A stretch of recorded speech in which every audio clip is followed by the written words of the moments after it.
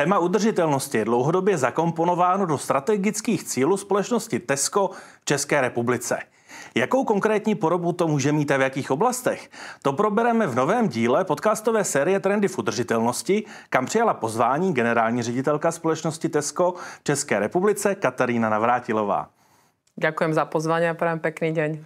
Díky moc, že jsi dorazila. Já bych si hned na úvod vypůjčil tvoji citaci, kterou naleznu na stránkách Teska které jsou věnované právě tématu udržitelnosti.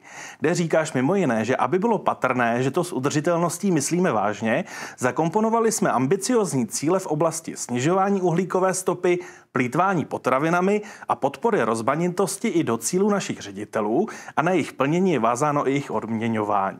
To je jeden z mnoha praktických příkladů, díky kterým vidíme, že to zřejmě v Tesku s udržitelností myslíte vážně. Ale na úvod se potřebuji zeptat. Květen, červen 2025. Stále tato slova platí? Tak ja potvrdím, že platia tie slova, pretože to je vzhľadom k tomu, čo sa deje okolo nás a aké máme ciele a ambície, kedy tie ciele naozaj sú, aby tá planéta zostala zelená a aby zostala zelená aj pre tie ďalšie generácie, tak si myslím, že to sú ambiciozne ciele a máme na čom pracovať nielen dnes, ale aj zajtra a na niekoľko rokov. A potom v rámci tých jednotlivých krokov a merať tie milníky a pozerať sa, kam sa spoločne posúvame a čo môžeme robiť ešte ďalej, tak to je taký ten hnací motor, ako spoločne, dá sa povedať, a tým cieľom je zvíťazíme, aby naozaj tá planéta bola zelená. Takže odpoveď, áno, stále to platí.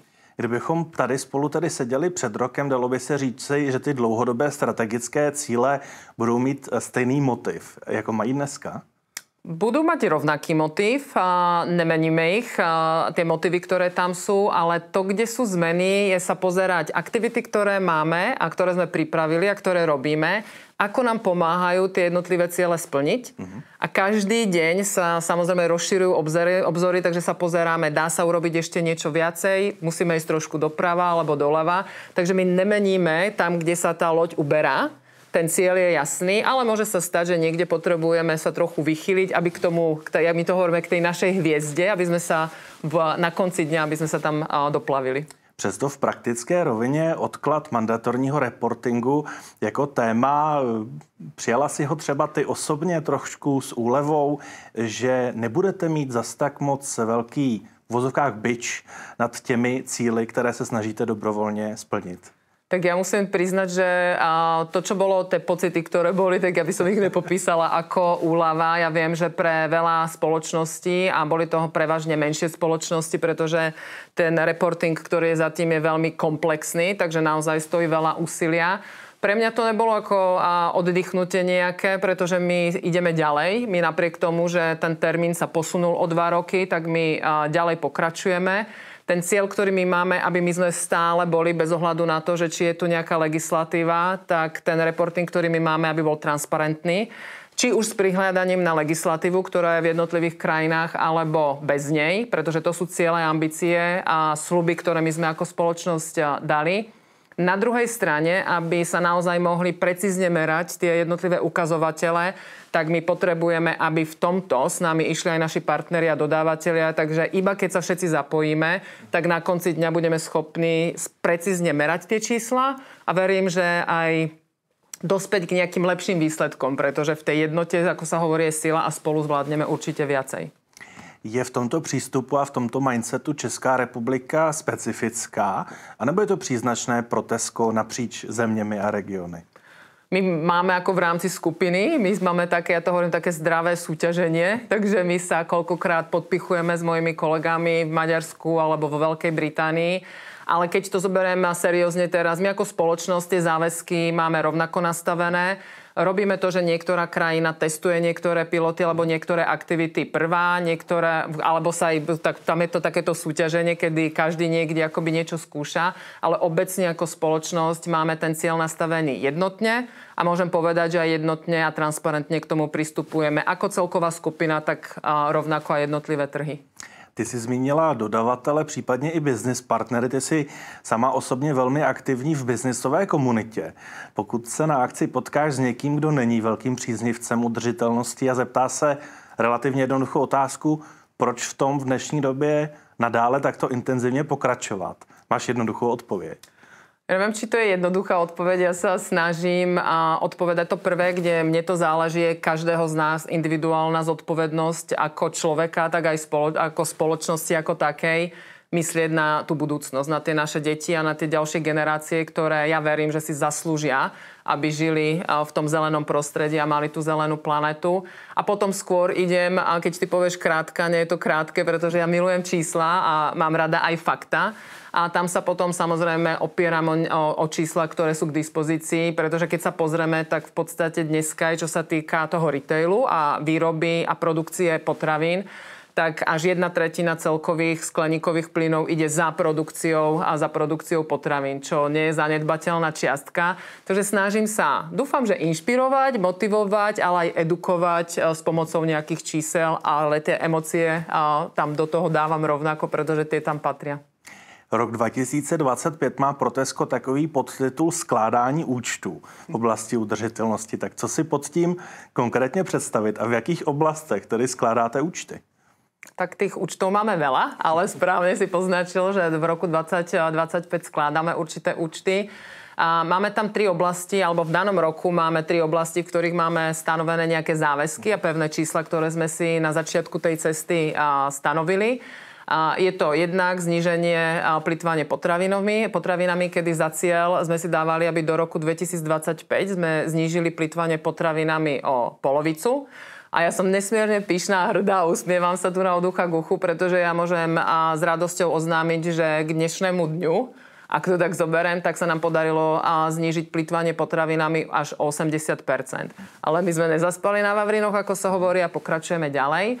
Druhý milník, ktorý máme, tak do roku 2025 sme si dali za cieľ, aby sa predaj alternatívnych produktov, ktoré ponúkame našim zákazníkom v prevádzkach, aby sa zvýšil o 300%. Takže je to rok skladania účtov, ale ja pevne verím, je to aj rok, kedy oslavovať a byť hrdý, byť na čo hrdý a postupovať ďalej v tom, čo robíme. Teď nechci znít jako nějaký kritik, ale když se podívám na to téma potravinových odpadů, tak tomu se už věnuje řada subjektů na trhu. Dalo by se říct, že možná tedy naplnit závazky v této oblasti je třeba o něco jednodušší než před 10 lety. Současně se mi ale zdá, že pro Tesco to úplně není konečná, že by si řekli, podařilo se nám to na 80% a můžeme jít k jinému tématu. Tak jak se na to díváš? Ja sa na to dívam, túto otázku dostávam docela často. Ide to jedno, čo ide odo mňa ako osoby, ako Kataríny, a tam je to, kde ja motivujem ten tím a hovorím, poďme tam na konci dať nulu. Poďme to znížiť akoby úplne na nulu, a ja mám rada ten prístup, dať si vyššie ambície a potom skončiť možno trochu nižšie, ako dať si nízke ciele a nevyčerpať tú maximálnu príležitosť, ktorá tam je. Takže áno, to zníženie a ten pokrok, ktorý sa urobil, je enormný a je čo oslavovať. Na druhej strane, keď sa pozrieme, o akých tonách odpadu potravín sa bavíme, aj keď je to nižšie percento, tak ver mi, že to stále stojí za to, aby ďalej sme sa bavili o tom, čo budeme robiť. A my sa pozeráme aj na to, čo my môžeme robiť v rámci vlastných prevádzok, pretože tam vzniká nejaký odpad, ale pozeráme sa postupne aj na to, akým spôsobom môžeme edukovať zákazníka, ako aj oni by mohli menej plytvať tými potravinami, pretože k plytvaniu potravinám v rámci celého toho reťazca nachádza sa to aj v domácnostiach, kde je výrazne väčšie percento. Ale tá nula a ten záväzok, ktorý máme, a to, kde my môžeme maximálne ovplyvniť, tak to je samozrejme to, čo sa deje u nás na prevádzkach. Je větší výzvou snažit se něco změnit interně, anebo externě právě třeba tou edukací zákazníka? Tak to je dobrá otázka. Ja čo vnímam, tak smerom k zákazníkom, český zákazník alebo obecne zákazník nemá veľmi rád zmeny. A je otázka, kedy je pripravený dostávať také tie motivačné rady, čo by mohol spraviť a čo by mohol spraviť akoby k tomu lepšiemu. A v prípade, že k tomu lepšiemu to znamená, že trochu zmením to chovanie, ktoré mám teraz, tak ho musíš hodne namotivovať a presvedčiť a vysvetliť, prečo to ide. Takže za mňa ja zatiaľ vidím možno jednoduchšie, ako motivovať interne, či už našich zamestnancov, alebo takisto našich partnerov. A potom hra a tá motivácia tých zákazníkov tým, že predsa len každý je trochu iný a nájsť ten meter správny na každého zákazníka je výzva. My sa aj nezriekame ako Tesco, my si dávame aj také odvážne ciele aj v tejto oblasti, či už spolupráce s niektorými skupinami v rámci SOCR alebo aj našimi partnermi a dodávateľmi sa spoločne pozeráme, čo môžeme spraviť aj k tomu, aby aj ten zákazník bol edukovaný viacej, aby aj on prispel k tomu spoločnému cieľu. Když se podívám na ty 3 stěžejní témata, plýtvání potravinami, obaly, rostlinné alternativy, co vlastně bylo nejnáročnější dotáhnout do zdárného konce, aby si se tedy mohla usmívat u toho, když prezentuješ výsledky? To rozmýšľam, ktorý z tých bol najťažší. Ja si myslím, že ten, ktorý máme, a to je znižovanie plýtvania ako potravinami, je niečo, čo oslavujeme úspech, pretože je to až 80%. Ale pre mňa to je oblasť, ako som povedala, že my sa nezastavujeme a tá cesta ešte neskončila. Takže tam sa pozeráme ďalej. A ja to prirovnávam koľkokrát, keď ľudia, povedzme, bežia maratón, kedy tie prvé kilometre idú v pohode. A koľkokrát, keď už máme tých posledný kilometr dobehnúť do toho cieľa, tak ten koľkokrát pocitovo je najnáročnejší.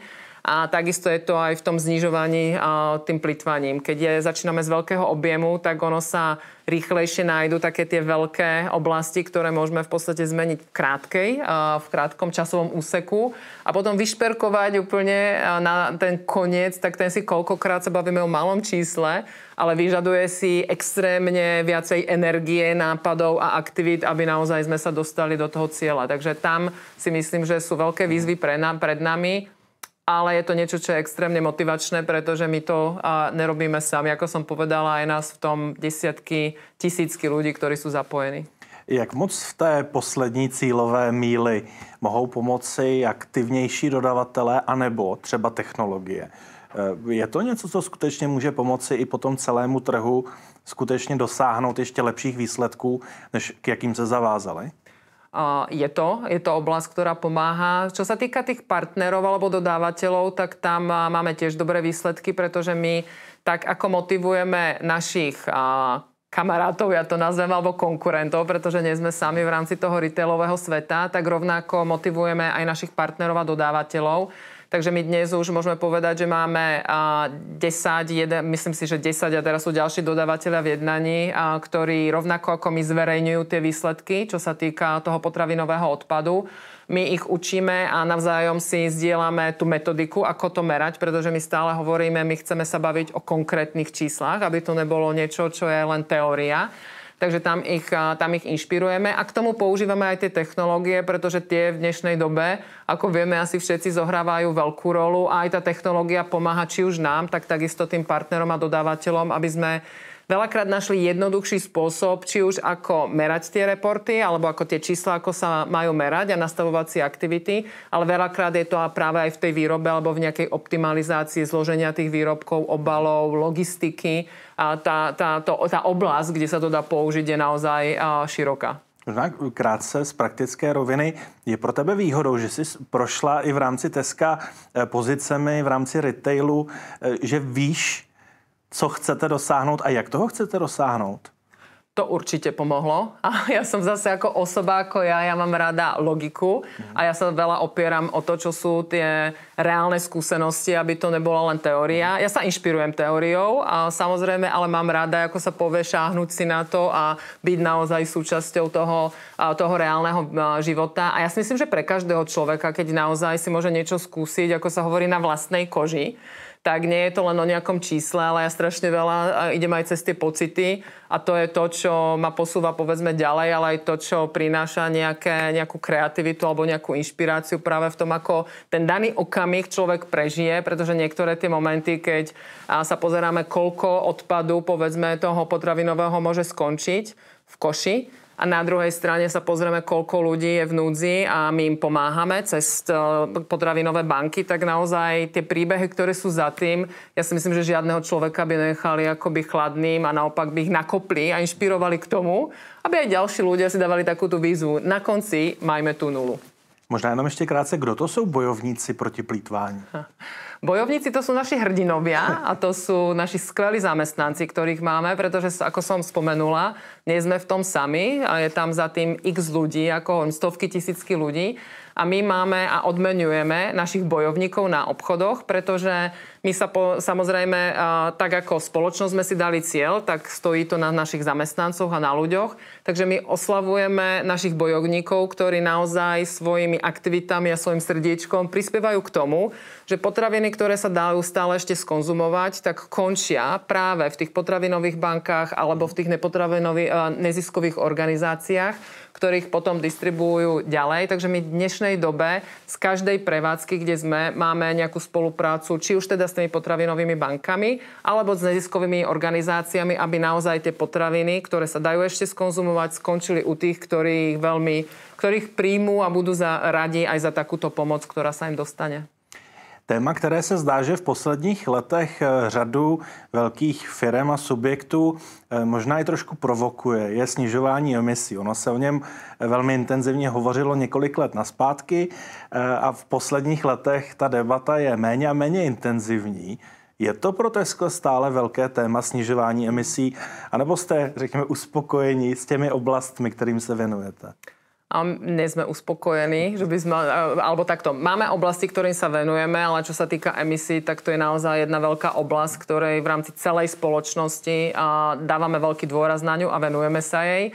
Tam rovnako máme záväzky naše, ktoré sme si ako spoločnosť stanovila, či už do roku 2035 byť neutrálny v rámci vlastnej prevádzky, tak rovnako do roku 2050 v rámci celého hodnotového reťazca.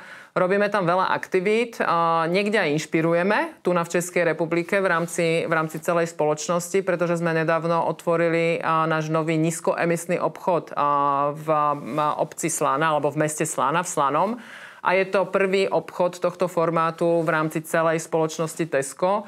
Na to som nesmierne hrdá a pyšná, že sme my mohli byť ako tí prví a priniesť nové technológie, ktoré nám pomôžu pri otváraní aj nových obchodov, aby naozaj tie záväzky, ktoré si dávame, tak aj týmto spôsobom prispeli k tomu, že v roku 2035 alebo v roku 2050 si dosiahneme na tie čísla, na tie záväzky, ktoré sme si stanovili. Takže možná, kdybych to shrnul, tak tím ideálem je nízkoemisní prodejná, kde se neplýtvá potravinami, jsou tam plně recyklovatelné obaly a je tam ve velké míře jsou zastoupeny rostlinné produkty a alternativy. Ja som takto nad tým nerozmýšľala, ale keď počujem, ako si to zhrnul, tak by som povedala značka Ideál asi. Přesto je vidět, vzhledem k tomu, že už se o tom bavíme necelých 20 minut, že to je řada dílčích témat. Jak jste velké skupiny věcí, kterým se můžete věnovat, vlastně vybrat to podstatné? Máte na to konkrétní interní metriku nebo jdete skutečně podle celofiremních závazků a potom dílčího lokálního výzkumu anebo třeba pocitu? Je to mix všetkého. Tie pocity si myslím, že tie tam nezohrávajú veľkú rolu, ale čo sa týka skupiny, tak sa pozeráme sa na to, aké aktivity máme, ktoré máme merateľné a ktoré sú tie aktivity, ktoré môžu priniesť tú najväčšiu zmenu alebo nám môžu pomôcť k tomu, aby sme dosiahli tie čísla, tie záväzky, ktoré máme. Takže to je jedna vec, že naozaj sa pozeráme a meráme si to. A potom je to tak, ako som už aj spomínala, je to testovanie v rozličných krajinách a rozličných projektov. Takže my na jednej strane sme takí akoby konkurenční a súťaživí, na druhej strane nám to pomáha v každej krajine alebo trhu otestovať niečo a potom spätne zdieľať s tými ďalšími krajinami a potom sa to jednoduchšie samozrejme, ako my hovoríme, že potom sa to distribuuje na tie všetky prevádzky alebo na celý ten trh jednoduchšie. Takže je to zmes a mix. Ale sú tam, ja teraz rozmýšľam nad tými pocitmi, aby som povedala, že tie pocity tam asi sú, pretože veľakrát sa stane, že naši kolegovia, ktorí vedia, aké sú naše záväzky, vedia, čo robíme, tak sú zapálení. A koľkokrát možno môžem povedať, že to je na základe pocitov, ale ja verím, že niečo je väčšie za tým, ale tie pocity tam sú. Tak prichádzajú s nápadmi, čo by sme mohli robiť inak alebo testovať, takže sú zapojení do toho naozaj aj takí tí ľudia, ktorí možno sú pocitári, jak si to ty povedal, na pocity. Nebo srdcaři. Alebo srdcaři, to znie lepšie. Ptal jsem se na to i v kontextu toho, že se může stát, že některé celofiremní závazky nemusí nutně být funkční v té jedné konkrétní zemi. Je něco, pokud bychom se na Tesco podívali globálně, co v Česku úplně není zatím téma, nebo ani nebude do budoucna téma? Neviem, či je to téma, ktorá nebude, ale napríklad rozdiel, ktorý vidíme v jednej oblasti, kedy my chceme edukovať aj tých zákazníkov, tak sa bavíme o tom, ako môžu naši zákazníci sa stravovať zdravšie. Ako by sme im mohli pomôcť v tom, aby to, čo oni si dávajú do toho košíku, tak aby ten mix tých potravín, ktorý tam bol, aby splňal nejaké skóre takého zdravého košíka. Na čo máme metodiku a my sme pracovali na tej metodike s odborníkmi. Tak tam je napríklad rozdiel, aké je vnímanie a prijatie nejakých tých doporučení na trhu, kde máme našu matku vo Veľkej Británii, kde je to pokrokovejšie a Veľká Británia v tom, akým spôsobom komunikuje, ako motivuje tých zákazníkov, tak je, by som povedala, ďalej, než kde sa nachádzame my tu v Českej republike. Ale je to stále téma aj pre nás, pretože je to veľká téma a má veľký prínos k tomu celkovému cieľu, ktorý máme. Ale potom máme napríklad iné oblasti, kde my vedieme a zase nie je to také, že by v iných krajinách nemali o to záujem, ale napríklad sme spustili, pretože tá udržateľnosť alebo celkovo ESG nie je len o tom prostredí, ale my sme napríklad spustili takzvanú tichú hodinku alebo kľudná hodinka, ktorá je venovaná ľuďom, ktorí sú autisti. A ten celý koncept, ako my sme ho pobrali, ako ho vnímame v spolupráci s odborníkmi a komunikácii, ako sme sa k tomu postavili, tak bola inšpirácia aj pre Veľkú Britániu, ktorá sa pozerá na to, ako by aj oni mohli ten projekt alebo ten program zobrať a implementovať ho na britskom trhu. Možná jenom krátce, co je tedy principem té klidné hodinky, že nikdo jiný, kromě autistických zákazníků, nemůže do prodejny? To asi úplně ne. To nie je tomu tak. My sme sa pozerali, alebo dostali sme spätnú väzbu, ako náročné je pre ľudí, ktorí majú autizmus, ako je extrémne náročné nakupovať v takom rušnom prostredí, kedy jednak je tam pohyb zákazníkov, jednak sú tam naši kolegovia so strojmi, alebo s nástrojmi a strojmi, ktoré potrebujú. Plus my sme mali ešte aj rádio u nás, ktoré stále komunikovalo nejaké informácie pre zákazníkov. A ja si myslím, že sme si ani neuvedomili, ako tie jednotlivé vnemy môžu pôsobiť na človeka, ktorý je autista a vžiť sa akoby do tohto života. A my, čo sme urobili, tak sme po porade s odborníkmi sme eliminovali jednak v tej tichej hodinke, ktoré aktivity sa robia, aby tam zbytočne tie vnemy nešli. Vypli sme rádio a akúkoľvek komunikáciu, takže nie je to len pre tých ľudí, ktorí sú autisti, ale hlavne pre nich. Ale my sme dostali veľa spätnej väzby a ľudia, ktorí to začali vnímať, že pre nich to je rovnako niečo iné. Na začiatku to možno bolo šokujúce, že je ticho, ale takéto uvedomenie, že je to kľudnejšie prostredie a ten človek naozaj sa môže v tom cítiť lepšie a môže si nakúpiť pohodlnejšie. No, tato aktivita by se v rámci ESG zařadila zřejmě pod to písmeno S, pod social. Tam máme i takové to písmeno, na které se občas zapomíná, G-governance. Jak moc je náročné v kombinaci denního provozu a řekněme dodržování závazku, zejména v té environmentální oblasti, neopomíjet tato dvě zbylá písmena? Rozmýšľam, ako odpovedať, ako je to náročné, ale na druhej strane, keď tá spoločnosť si naozaj uvedomí, že v rámci toho ESG sú tam tie 3 oblasti a nastaví si na to proces, tak aj na každé to písmenko alebo na každú jednu tú oblasť ten priestor sa tam nájde. A potom je to samozrejme otázka, čo sú priority. Niekedy sa viacej dáva na to Ečko, niekedy sa dáva do tej druhej oblasti. Ale keď sa to nastaví, tak za mňa, tak ako to my máme v Tesku, tak musím povedať, že je to manažovateľné, že sa to dá. A dá se to současně dělat i tak, aby ty aktivity byly smysluplné, aby nešlo v uvozovkách jen o marketing? Dá sa to. Dá sa to a my do značnej miery sa bavíme či už s odborníkmi, ale čo sa týka oblasti retailu a našich dodávateľov, partnerov. Rovnako sme súčasťou SOCR, takže aj tam sa bavíme. Tam máme pracovné skupiny, kde jednotliví zástupcovia tých retailistov sa stretávajú a pozeráme sa spoločne na to, kde v tých oblastiach, ktorá je blízka a je relevantná pre nás všetkých, kde spoločne môžeme urobiť niektoré aktivity a rozšíriť to nad rámec len toho retailu, ale vlastne do väčšej spoločnosti, či už sú to naša vláda alebo odborníci v iných oblastiach. Jak v kombinaci s tímto vším zajistit, aby se zaměstnanci necítili trochu na vedlejší koleji, když je veškerá pozornost nebo klíčová pozornost směřovaná zákazníkům, prodejnám, udržitelnosti, inovacím? Tak je to o kultúre a o hodnotách, ktorú každá jedna spoločnosť má, takže my nezabúdame ani na našich zamestnancov a ja viem, že sa cítia fajn. Viem to, pretože my si každý rok robíme anketu v rámci, alebo teda od našich zamestnancov, ktorí nám dajú vedieť, ako sa cítia. My sme práve v lednu 2025 máme čerstvé, dá sa povedať ešte teplé pečivo alebo teplý chleba, takže máme čerstvé výsledky a je to skvelé vidieť, že 90% našich zamestnancov by doporučilo Tesco ako skvelé miesto pre prácu. A je to práve aj vďaka tomu, aké aktivity my robíme pre našich zamestnancov, aby sa cítili fajn, aby mohli byť sami sebou, aby chápali, aký máme zmysel podnikania, čo robíme aj v rámci ESG, aká je ich rola, čo oni môžu spraviť. Takže my naozaj zdieľame, komunikujeme. A tak ako hovorím, nie je to novinka, nebo je to nič nové, ale je extrémne dôležité vždy vysvetliť prečo. Prečo robíme niektoré aktivity a my sme biznis postavený na ľuďoch, takže bolo by hlúpe, keby sme nemysleli na našich zamestnancov, pretože to sú tí hrdinovia naši a to sú tí bojovníci v tom, čo robia, ktorí nám pomáhajú práve, aby sme sa spoločne dostali tam, kde chceme. Tak jako jsem zmiňoval, že v současném komunikačním politickém prostředí se někdy třeba klade už menší důraz na udržitelnost, tak se zásadně menší důraz minimálně komunikačně klade na téma diverzity a inkluze.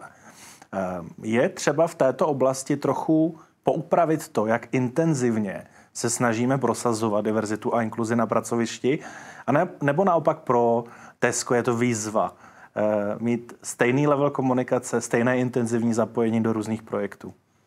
Tak my, čo sa týka diverzity a inklúzie, tak je to téma v Tesku a venujeme sa aj dlhodobo. A neviem, ako to robia v iných firmách, ale veľakrát inšpirujeme, kedy chodíme a moji kolegovia, keď chodia na konferencie, tak viem, že veľakrát aj inšpirujeme, pretože my máme naozaj ambasadorov na každý jeden pilier, ktorý máme v rámci diverzity a inklúzie, takže je tam naozaj, a my hovoríme ambasador alebo sponzor v rámci leadershipu, ktorý tej jednotlivej skupine sa venuje, či už je to LGBT, alebo sú to mladí, alebo my ich nazývame skúsení životom, alebo sú to ženy, a rovnako máme handicapovaných ľudí, takže naozaj sa venujeme týmto skupinkám. A pre nás je to niečo, čo je dôležité. A v rámci tej zmesi všetkých tých informácií a koľko máme energie a na čo sa zameriavame, tak toto je oblasť, ktorú si myslím, že robíme s radosťou. A aj tie výsledky, práve jedna z otázok v ankete, kedy sa pýtame našich zamestnancov, ako sa cítia, či môžu byť sami sebou, tak toto je jedna z oblastí, kde sa nám postupne zvyšujú tie pozitívne odpovede. A my ideme ďalej, aby sme uspokojili väčšie percento našich zamestnancov, aby každý sa mohol cítiť a byť sám sebou a cítil sa skvelé u nás. Môže byť i CEO sám sebou? Ja si myslím, že ja konkrétne som toho príkladom, pretože ja si myslím, že som ten istý človek, ktorý je doma, ako manželka, ako matka, tak takisto som v spoločnosti. Niekedy ma uvítajú a povedia, aké to je fajn, keď som ten CEO a som v Tesku. A niekedy prídem domov a dostanem odpoveď, a prosím ťa, už nie si v práci, už nemenežuj, ale práve niekedy si tie svety môžem ja spojiť, ale ja za seba môžem povedať, že ja môžem byť tým, kým som a kým chcem byť. No, znamená to taky, já teď trošku ti nahrávám na téma vánočních kaprů a pyrotechniky, znamená to taky, že když nějaké téma zaujme tvoji pozornost, tak se do něj potom zakousneš, asi schopná ho v rámci Teska prosadit, samozřejmě udržitelné téma. Udržiteľné téma, áno. Viem sa do ňoho zahryznúť. Ty si nadhodil pyrotechniku a kaprov, pretože bola extrémne zmieňovaná v médiách. A kde ja osobne som dostala dopisy a podnety od zákazníkov, ktorí upozorňovali na predaj kaprov alebo pyrotechniku. Nie je to teda len, je to dané tým, že my máme nejaké ciele, ale naozaj toto bola veľká pozornosť, kedy mi prišlo pár dopisov a ako si ty povedal, ja som sa do toho zahryzla. A práve v tomto roku, alebo v minulom roku v prosinci a v 2024 sme zastavili predaj pyrotechniky a živých kaprov a ten ohlas na to bol extrémne veľký a pozitívny. Jsou teď nějaká témata podobného ražení, která jsou pro tebe velmi prioritně aktuální a chtěla by si víc komunikovat mimo tá, ktorá sme zmínili? Ja si myslím, že keď sa na to pozrieme, moja odpoveď je nie. Nemyslím si, že sú tam ďalšie témata, pretože už tých témat, ktoré sme spolu pokryli, alebo sme sa ich dotkli, tak ich je veľa. Ja sa skôr pozerám na to, akým spôsobom komunikovať ďalej a ako nájsť aj nejakú rovnováhu, aby jedna téma extrémne nevyčnievala a niektorá druhá nezapadla do takého zabudnutia. Takže je to skôr o tom, aby tam bolo kvalitné komunikovanie tých oblastí, ktoré sme pokryli. Úplně závěrem, kdyby si měli zákazníci Teska s vámi spojit jednu udržitelnou aktivitu či myšlenku, kterou by si vybrala? Neviem, ktorú ja by som vybrala, ale tá, ktorá je najbližšie tým zákazníkom, tak je zníženie plýtvaním potravinami. Díky mu za tvůj čas, za účast podcastu Trendy v udržitelnosti, kde byla hostem Katarína Navrátilová. Ja ešte raz ďakujem za pozvanie. Pekný deň.